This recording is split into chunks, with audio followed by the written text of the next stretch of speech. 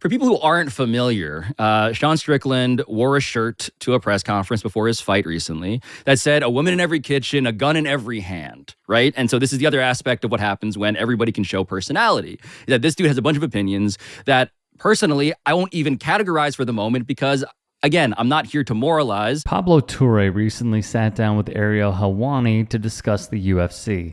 We've got a pretty supportive gay and lesbian community in this city. I did want to ask you about something you wrote a couple of years ago. You said, if I had a gay son, I would think I'd... Oh, look, another. I'm saying to you, the swamp, you guys, the swamp. You become a champion, you become a star, and someone says... Let me ask you something. Are you gay? Have you had the chance to interact with a more diverse... Are you... Let me know, are you gay? Could I get an answer? Well, no, I'm asking, this is a part of, are you a gay man? I'm an ally of the community. Okay.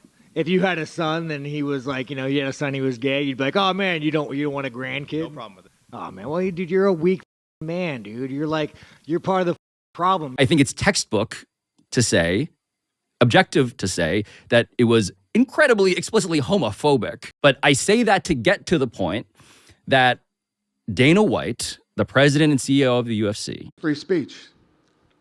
Control what people say. Going to tell people what to believe. Going to tell people, I don't tell any other human being what to say. Free speech, brother. People can say whatever they want and they can believe whatever they want. As it pertains to MMA and Dana White, this has been a conscious effort on his part over the last few years, and I would say probably dating back to 2016, where it has increasingly become this stance.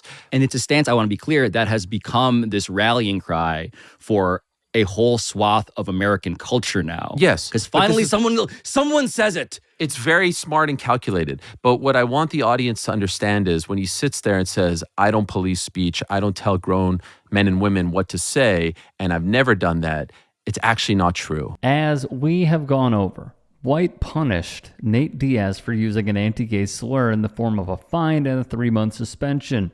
Former fighter Matt Mitrione attacked the trans community, labeling them, his words, freaks with mental issues for wanting to fight against a fellow woman. So he knew what he did wrong. If he was standing in front of a panel, right, or a judge, and he was arguing on why somebody who used to be a man shouldn't be allowed to fight a woman, he wouldn't have said it the way that he said it. He would have said it completely different. There's nothing wrong with having a point of view. Everybody's crying, oh, it's freedom of speech, and yeah, okay. Work at any company anywhere in the world, okay, and give your opinion in an ignorant, where you come off sounding like an ignorant bigot. See how long you last at that company. So what was that policy that just coincided to have changed with the rise of Donald Trump? Oh, his policy was actually quite clear. Like, you can't go around offending people. In fact, I would say his policy was, keep it to yourself. Helwani would then use the Yoel Romero example. But the reality is this. You just won the biggest fight of your career, America doesn't want to hear your thoughts on Jesus. And, keep that stuff at home. Religion, politics, all that stuff. When you're out there fighting and you're being interviewed, they want to hear about the fight. It's awesome that you love Jesus. Love Jesus all you want. Just don't have to do it publicly. Thus, Torre asks the important question. When it comes to the question of what is the difference in incentive, in motive, in rationale, why has it flipped? They continue to ask Sean Strickland, Dana White, and others is, where's the line? How do you police this? What do you need to do? What do you say to your fighters if it goes too far, et cetera, et cetera? That's not the question to ask anymore. The question has always been, what has changed? And this is why Helwani is so great. He breaks it down to a T. The turning point is the summer of 2016. In the summer of 2016, July of 2016 to be exact, the UFC is sold for $4.025 billion. At the time, an astronomical number. No sports entity had ever been sold for that amount. In retrospect, it was a steal, right? Mm-hmm. If it's sold today, it's probably 10, 11. Just look at WWE, that's like right? An NFL team plus a little. Exactly.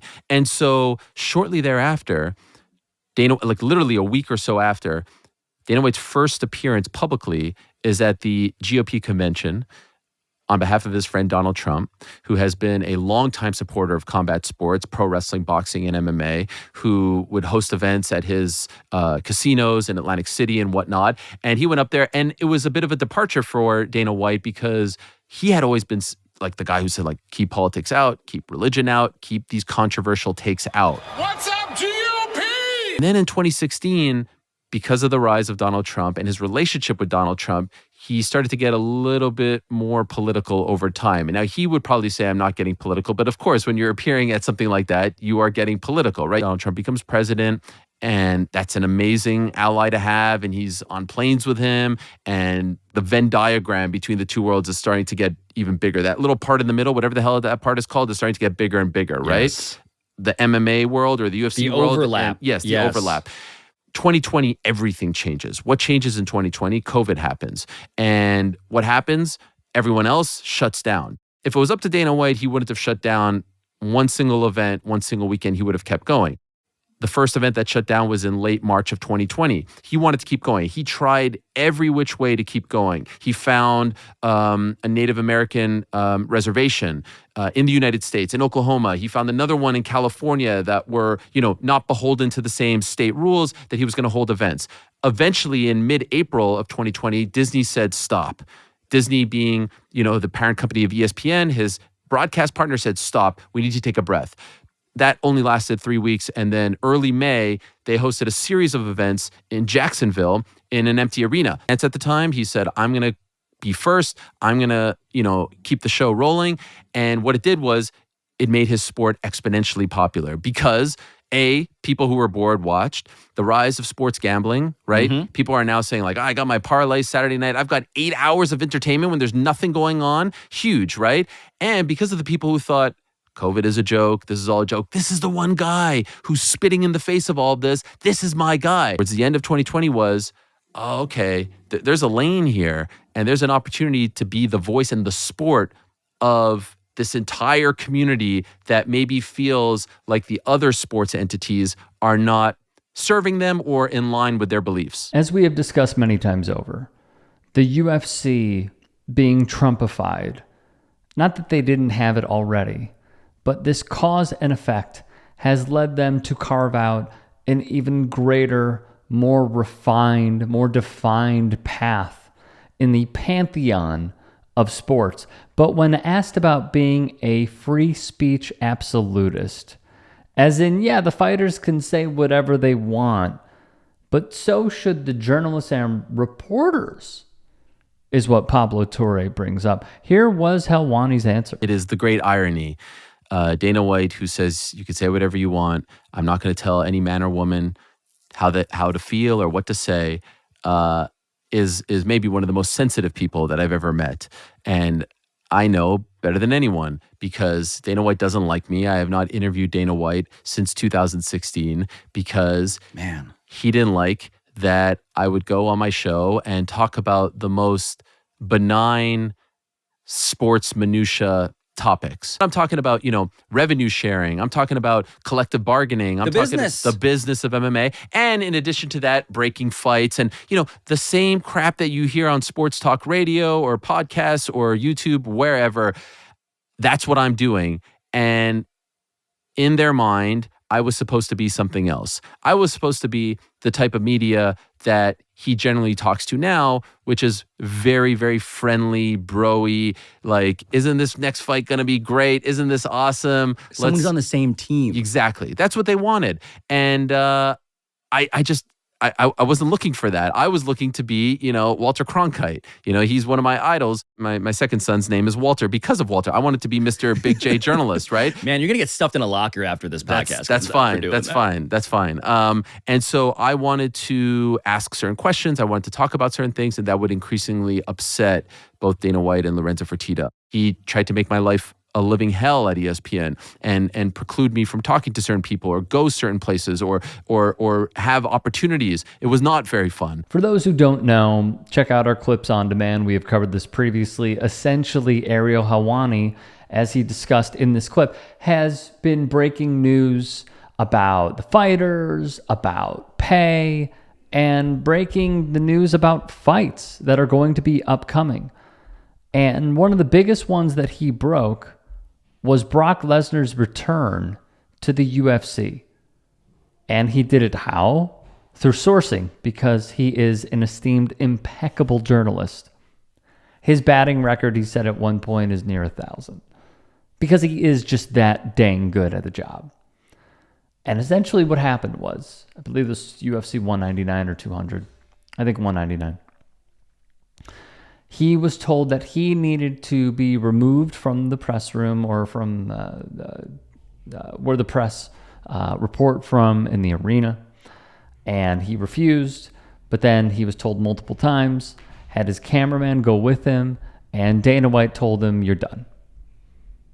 You effed this up." And he made a saying of there's, a bullet to your head by the Fertittas because you ruined this. And he banished him. Dana White banished Ariel Helwani for good journalism. Too good of journalism, I would argue. And his credential was completely revoked. Now, for those of you who are familiar with our network, you may remember the story of Cenk going to MSNBC and then him going on the record in the aftermath of what transpired and why he was pushed out, essentially pushed out, and him being stonewalled essentially by powerful media institutions. That same thing happened to Ariel Helwani. He worked for Fox Sports while also doing the MMA Hour on Vox. And when former fighter Rory McDonald expressed his disappointment in how much he was being paid, a small percentage of what he generated, and that he wanted to test free agency, here's what went down. I still feel that I was worth more. I brought more to the table than what I really got. So the UFC, and I heard Lorenzo Fertitta, who was the CEO of the UFC at the time, didn't like that this type of stuff was being discussed, that a disgruntled UFC fighter was coming on my show and airing this stuff out. He called Fox Sports. He called my boss, George Greenberg, and said, "You need to get rid of Ariel." And George called me that night and said, "You're out. They've asked for you to be removed. You are out." And it was like a 2-minute phone call. And that was devastating because this was a TV job. There aren't a lot of mainstream TV jobs in the sport. It was a huge blow. And so being the kind of person that I am, I don't like to just kind of like sit in the corner and, lick my wounds. I say, all right, I'm not beholden to anyone anymore. The shackles are off. What am I going to do? I'm just going to go and break every single story that I could possibly break. And I was obsessed. I was obsessed with breaking every single story pertaining to the UFC. Now, again, benign stuff. I'm not digging through financials. I'm trying to find out who's fighting who, what's the main event for UFC 200 that was coming up that summer, et cetera, et cetera, et cetera. And I was doing a pretty good job. I was doing such a good job that the UFC was convinced that I had a mole in the company that was feeding me this information. So they would walk into people's offices, close the door, and say, "Hand me your phone," and see if there was any conversation. They would put on conference calls and talk about fake fights to find out if there was someone feeding me. They believed that I was logging into these conference calls and not announcing myself and listening to their conversations.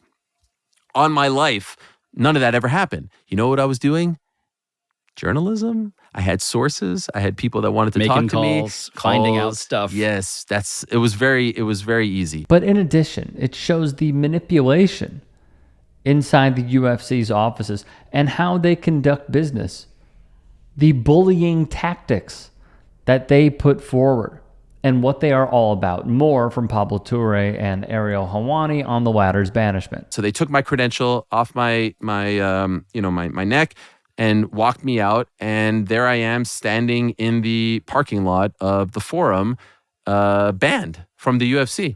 So to be clear, right? You don't work for the UFC. No, I cover the UFC. Yeah. But they grant journalists in ostensible respect of what it means to, again, exercise freedom of speech, credentials to ask questions and to cover and to write about and do all of this stuff, chronicle their sport.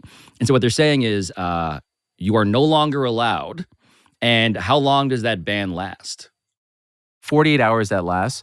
I was very rattled by this experience. I went to my hotel. I mean, it's a sad mental image. The worst thing to have happened to our relationship actually was me going to ESPN, because for Dana White, getting to ESPN was like, that was his North Star. That's where he always wanted to be. That's why he was manicuring and regulating speech, was to get a deal with an ESPN. Disney, and yeah. the ESPN specifically. Yes, it was huge for them. And he gets there, and I'm standing there. I'm the guy. new MMA reporter that they've just hired. You just preceded that deal. Yes. By literally a month. And amazing. he freaked out. My feeling was like, hey, I'm just going to cover the sport, and you don't want me to do interviews with you, that's fine. But what they did was they tried to make my life at ESPN so difficult. They were obsessed with getting all the scoops away from me and making my life difficult, making me feel unwelcome. Like, it made things way worse because they just didn't want me there. It drove them nuts that, I'm at the event representing ESPN with that microphone when it should be someone else, not this guy. I thought I got rid of this guy. You know what I mean? And so when he talks about me being a victim and all these things, it's really just like he was upset about that. Torre then ends with this, which is just so well put. Dana White, if you were to ask him, why don't you platform? Why don't you talk to Ariel Helwani? Why don't you want to treat journalists differently in the way that you now treat the people who now are exercising their freedom of speech, your fighters, in ways that you would not have tolerated before, right? I think he would say, I imagine, there's a difference. There's a difference in speech there, because I am protecting, in the world of why I have behaved this way towards Ariel Helwani, I've been protecting my business. And I guess my point is, that's the point.